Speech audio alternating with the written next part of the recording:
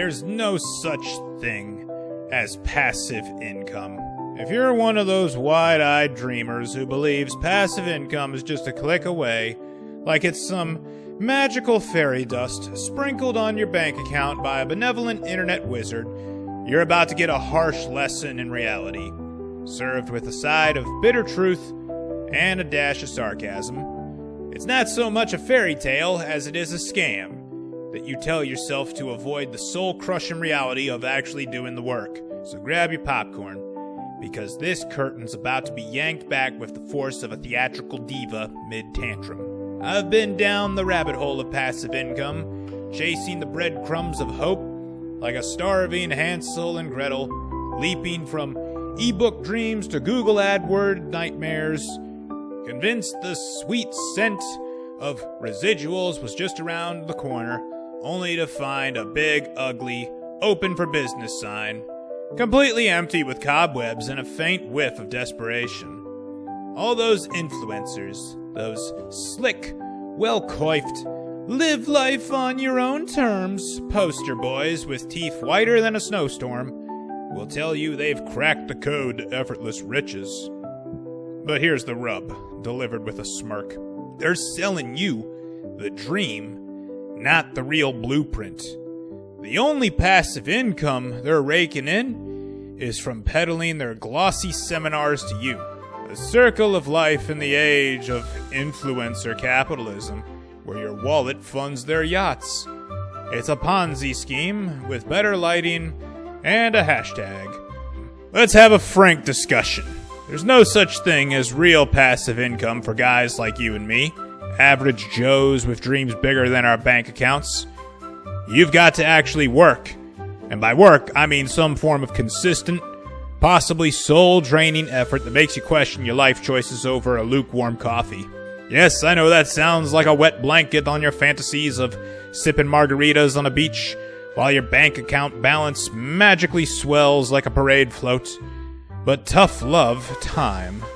Anyone telling you otherwise is either delusional or trying to sell you a digital course on how to make millions in your sleep for the low, low price of your sanity, your savings, and your dignity. Number one, you can't stay competitive passively. Imagine you stumble upon a niche so hidden in the depths of the internet it practically screams, "No one's discovered me yet." A digital gold mine where your ebook or automated online course will reign supreme. You're the king of the mountain, kicking back with imaginary cash piles, a crown made of dollar bills, and a scepter of smugness. But hold on, because there's a plot twist. Just as you settle on your throne, someone else notices the same damn thing, like a vulture circling your feast. This is where the real kicker hits, with the force of a slapstick pie to the face. Once you start raking in those sweet, sweet profits, other hustlers will swoop in with better websites, flashier marketing campaigns, and content so superior it makes yours look like a crayon drawing. Suddenly, your untouched niche is a full-blown competition zone, a gladiatorial arena where you're the target for someone else's passive income dreams. Your perfect little model can't survive passively.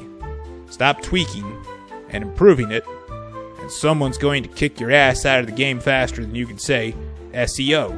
Competitors will outmarket you, outsell you, and probably outlaugh you with memes about outdated tactics.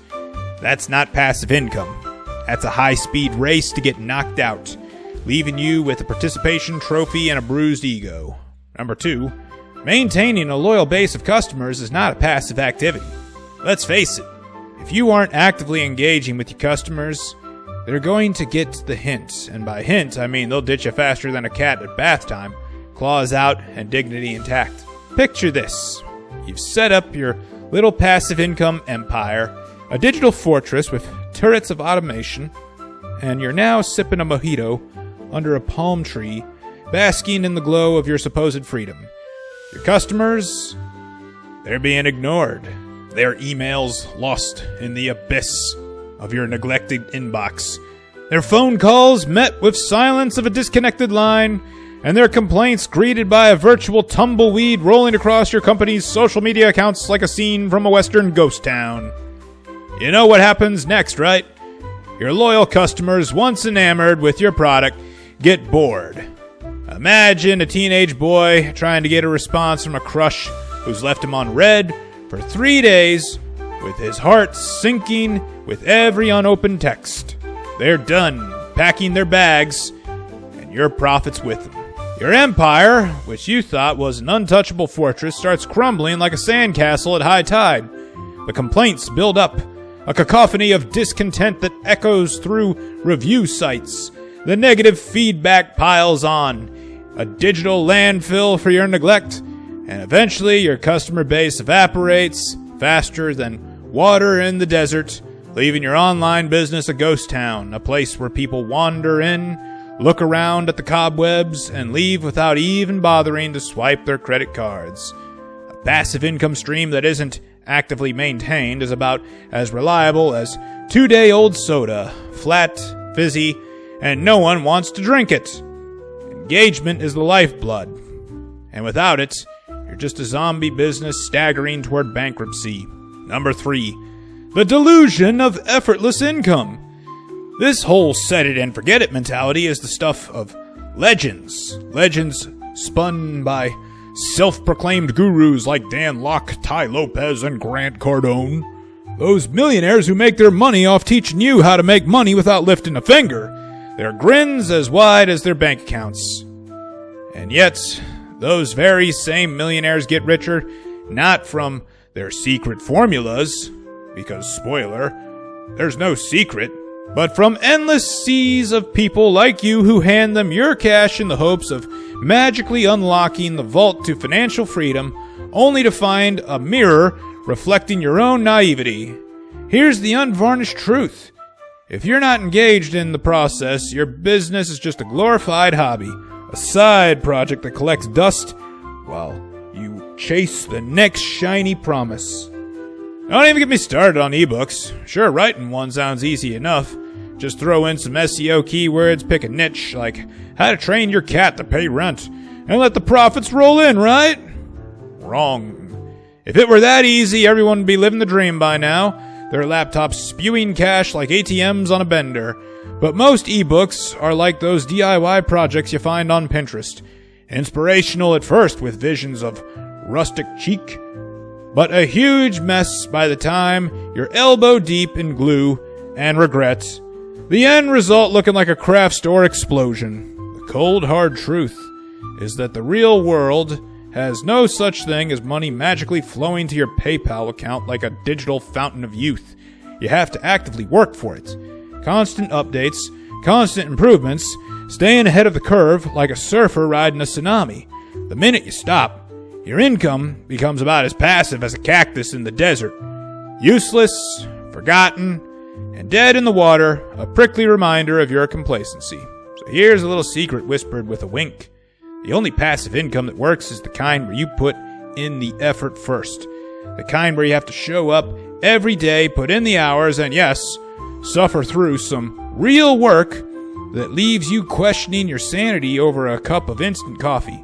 It's not glamorous, it's not Instagram worthy, but it's real. If you want real income that doesn't disappear the second you stop thinking about it, get ready to roll up your sleeves and get your hands dirty, and maybe cry into your keyboard a few times. Get rich with real estate mantra is as omnipresent as the air in a poorly ventilated office, chanted by gurus with perfect hair and a sales pitch that could sell ice to penguins. Just buy properties and rent them out and let the money roll in, they croon. Their voice is a siren song to your wallets. But when's the last time you heard a rich person refer to their real estate empire as a passive venture? Exactly. Because if you're not sitting on a pile of cash already, passive income from real estate is like a unicorn. Elusive, mythical, and really just something people tell you about to make you think they're magical while they cash your check. Let's talk numbers. Because the math doesn't lie, even if the gurus do. You're not living in some dream world where you can buy a house with a mortgage lower than the rent you charge. No. You're looking at a highly leveraged mortgage with a gut-wrenchingly high interest rate that makes you wince every time the bill arrives. In plain English, you're going to have to collect astronomical rent payments just to break even, let alone profit. Think rent hikes that could fund a small country's vacation budget. And guess what happens when the tenants can't pay? They're magically injured. A parade of excuses ranging from, oh, my hamster ate my finger, to, I slipped on a banana peel I swear I didn't put there. So you wait. And you wait. And when they finally pay, it's just enough to cover the mortgage. And that's it. Leaving you with a net gain of 0 and a headache the size of Texas. Passive income? More like living on the edge of financial ruin with a side of tenant drama. Don't get me started on Airbnb. I tried it. And for anyone out there hoping to turn their home into a money machine, you might want to pack up your dreams and leave them in a cardboard box on the curb with a free sign. Because the reality is, it's chaos on a biblical scale. Last-minute cancellations that leave you scrambling, endless cleaning that turns you into a maid with a grudge, and guests who treat your house like a hotel, only without the customer service skills, leaving behind a crime scene of spilled wine, broken lamps, and a sock stuck in the toilet. And if you're lucky, the place won't look like a post-apocalyptic bunker by the time they leave. Real estate isn't passive, it's ongoing. A nightmare-level commitment that'll have you wrangling with tenants, repairs, and your own sanity for years. It's more like a perpetual headache with existential dread. Business ownership, where dreams go to die. Let me regale you with the tale of owning a laundromat. Sounds like the dream, right? People pay you to do their laundry while you sip some overpriced and exotic drink, basking in the glow of your passive income like a king on a throne of suds. Except no one told you that laundromats are not spa retreats for the soul. They're mechanical, human interaction nightmares straight out of a horror movie. There's nothing passive about it. Machines break with the regularity of a bad sitcom punchline. People break your spirit with their incompetence, and the messes? Oh, the messes. Overflowing toilets that could star in a plumbing disaster flick, garbage strewn everywhere like a post-apocalyptic scavenger hunt, and one genius who thought it was a great idea to flush a pair of socks down the toilet. What? Why? I don't know. I'm just trying to pay the rent, and here you are treating the place like a medieval castle with no plumbing and a vendetta. Oh yeah, that Cody Sanchez video where she runs around her laundromat just collecting the quarters, that's all pretend. I'm sure she really does own that laundromat, but there's nothing passive about it. It's only passive for her because she has someone doing all the work for her. I had employees at mine too, and I learned the hard way that being an employer in America truly sucks. Sure, you could hire employees to manage this circus, the easy solution, right? Except employees don't show up, canceling at the last minute with excuses ranging from, oh, my dog ate my alarm clock, to, I forgot I had a laundromat job, leaving you to play janitor, repairman, and therapist.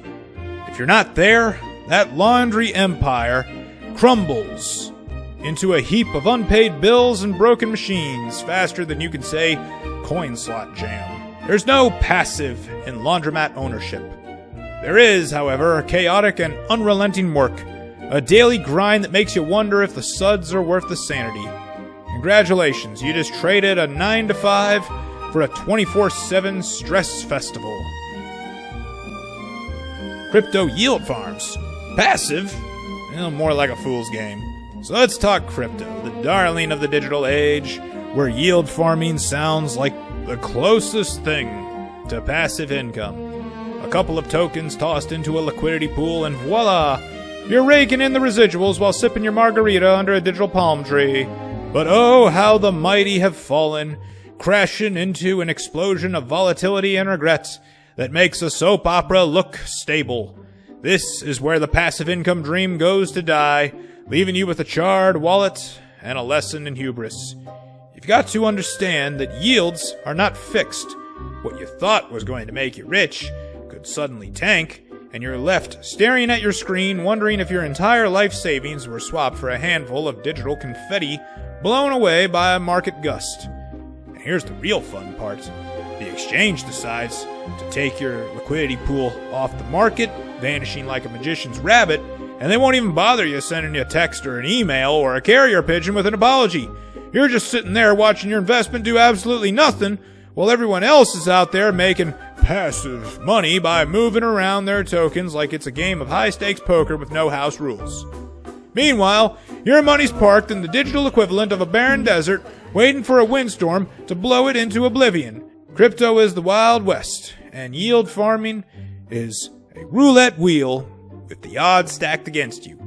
Check in daily, or congratulations, you've just become part of the landscape of forgotten investments, a digital tumbleweed rolling through the blockchain. Stock dividends are not profits, they're just a handback. Let's talk about stock dividends, the holy grail peddled by self-proclaimed finance gurus and guys masking their existential dread with a calculator.